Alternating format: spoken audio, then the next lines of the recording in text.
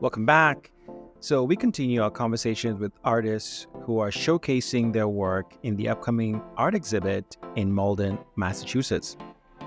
Artist and activist Karyn Alzayer uses art as a catalyst for change.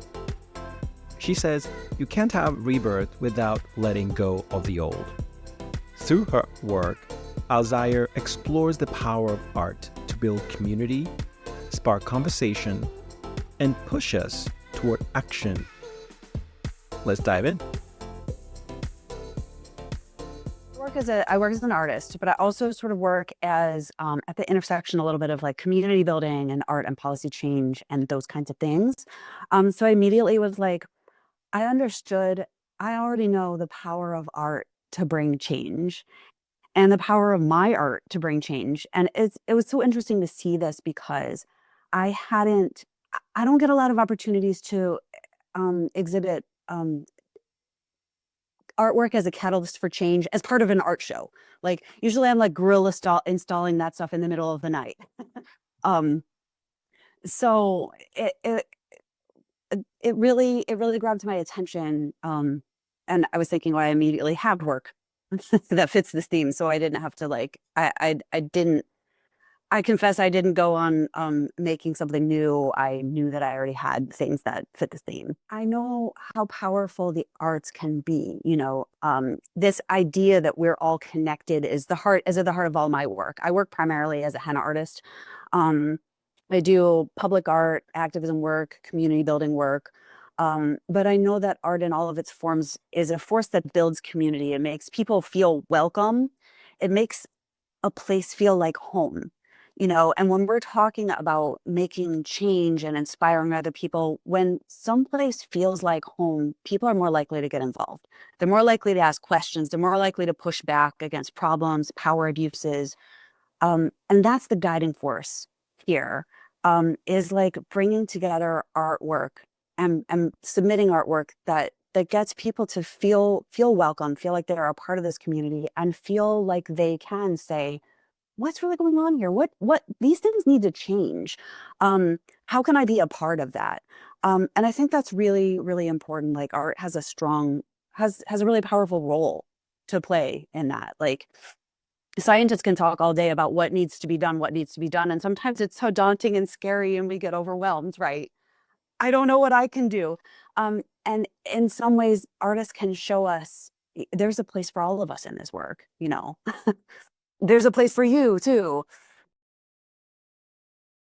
So I'm trained as a music teacher. I was a classroom elementary music teacher for almost 10 years. I did some artwork on the side. My my partner grew up in Saudi Arabia, and his mom worked as a professional. Well, she learned henna when they were living in Saudi Arabia, and they moved back to the States, and she ended up teaching me. So that was a little something that I did on the side. I was teaching. As a teacher, I needed to have a second job. I ended up picking up these henna events and going to festivals and fairs and things on the side. And then one day it wasn't on the side anymore. I left my classroom back in 2017 and I to pursue art full time. And that led me to a lot of other things. If you ask me what I do now, I say I paint weird shaped things, including humans. Public art. I was part of like Street Pianos Boston, and large fiberglass animals, and I've painted all kinds of weird shaped things, including humans and people. um, and I bang pots and pans about the arts, to help people understand how important it is, its role that it has, in societal change and community building and things like that. So um, those are kind of the things that I do. And from a background of teaching, so you know, chatting with people, talking to people, public speaking is not a problem for me. And then I ended up working at like some various nonprofits that were, again, on the side, everything. I'm an artist, but I also work for some of these nonprofits as well, talking about policy change for the arts, increased funding for the arts, and advocacy work for the arts. So I work with henna, and I work with a lot of natural materials, skulls, fur, bones, like things like that. So I actually have been collecting skulls in a sustainably harvested way. Um, from people who practice like compassionate hunting practices and finding them and stuff like that. And I do henna on the actual bone. I don't have the two pieces that I submitted because the art show got hung up yesterday, so I submitted them. But I do have an example one. I've got it right here. This is a coyote skull. And I put henna, it's all freehand drawn henna on it, and it's wrapped with wire a little bit. You can see that it's missing the bottom half of the jawbone, so there's just the front half of it.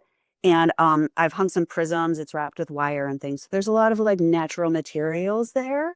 Um, and of course, all my skulls are different. This one's a coyote, but the two that are part of the art show is a bobcat skull and a fox skull. Um, and I mean, the the thing that drew me to those initially to submit those is, skulls are really powerful imagery, right? We use in our culture a skull and crossbones to signify that something's really dangerous. Um, but it's also like part of this whole cycle of life. Like you can't have rebirth, reimagining, reinventing without death, without letting go of the old things. And I think that's a lot about what climate change is. We have to make changes in our own lives and a society, as a world. We have to let go of things that we've been used to, that are comforting to us. We can't move forward without letting go of them. You know, it's a way of like honoring the creatures who are inseparable from this cycle, who give their lives as part of this cycle in our world. And um, it's tough to say, but this climate change thing, like it really is a matter of life or death. Like we don't have another planet. We don't have anywhere else to go. Like this is the only planet that we have, and we have to be serious about what needs done and about what we can do together to maintain this planet as livable for all of us. And I mean all the creatures on this planet, right? Like our actions need to match the severity of the situation. And I think the imagery of the skull is, kind of what's called for here in a way. I think it's a good I think it's a good fit to help, you know, bring some of those ideas together. So what do you hope it provokes for people at the exhibit? Yeah, to help them understand that we all have to make changes in our lives. Like we have to make the changes. We all have to do it together. We can't do it all together. You know, I've learned from working in activism and social political change or anything like that, that we all like chip away at the status quo from different angles, right? Lawyers, journalists, scientists do their part, protesters, activists, you know. Um, but artwork really can sometimes cut through a lot of things without words to help people understand the severity of the situation. But not just feeling on a visceral level the weight of these problems, um, but but showing people that the creativity of there's endless solutions. I think a good intermingling of people who are experts in all of their fields is always beneficial, right? Like you have so much, I have expertise and you have expertise, but if we never get together, we never get to see how those things can fit together, right? Um, and I think art in terms of opening the door to community building to help people understand, either see the need for those spaces or be energized to engage in those spaces is really one of the things. Like in terms of arts involvement, like that's we kind of provided a really important on ramp to people. You can hear about, I can read about all these climate change issues, social change, political change, all these issues going on in our world, but the arts in general, the arts sort of specifically is like extending a hand saying, I know, let's do it together. And you're welcome in this space too. You know, I think, and I think on the sort of flip side of that, like people in power tend to regard artists as dangerous, you know. They think of us as dangerous. And I think that might be because like we go off book in really unpredictable ways when things need changed and messages really need to get across. And I think they don't know what to expect from us. um, and uh, and again, like the idea of using skulls in this way is unpredictable. It's unexpected. It's surprising, and I think sometimes that gives you that jolt to see something in a different way that you wouldn't have thought of otherwise, right? You know, I went to BU for my master's degree, and it was so I went to my BU for my master's degree for music education. And it's sort of adjacent to the arts administration program there. Like the programs are all aware of each other and everything. So at BU, the words of the original founding director for the arts administration program at BU was Daniel Rinaldi. And like his sort of like founding words that just still kind of echo in that space that was created. The things that he said, and I was aware of it even not being part of that program, was he would say, make the world safe for art, not art safe for the world.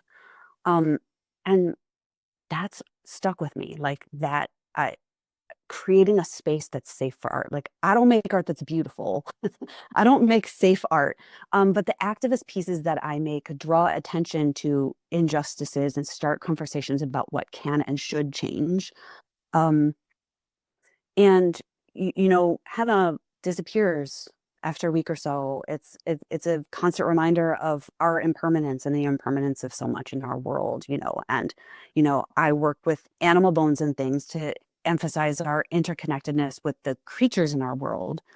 um we it's such an important part of really getting people to understand that they have value to contribute. There's so much saying, and any one person could say, I'm not a scientist, I'm not a lawyer, what can I do about climate change, about these things? But the truth is we really need everybody from whatever skill level, and the arts can be such a welcoming space to say, you're welcome here too. There's definitely things you can contribute, and there's probably things that you have that you can think of that all of us haven't because of our other training.